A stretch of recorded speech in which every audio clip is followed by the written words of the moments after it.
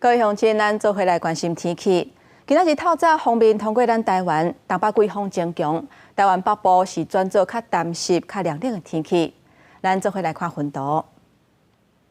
今仔日北部甲东半部有的所在会落地渐雨，基隆北海岸甲北部的山区有可能会落大雨。也若中部甲南部的山区是小可喷一个，无讲真大。到下半部锋面离开，水汽减少，就会转做较大冷的天气。也若温度的方面，北部透早是18度至19度，日时温度会豆豆降低。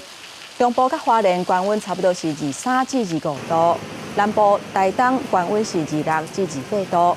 到暗内北部的低温敢若剩15度至16度，其他的所在会降到16至18度。也若离岛的部分，天湖规港是20度至23度，金门是17至26度，也若马祖是15度至17度。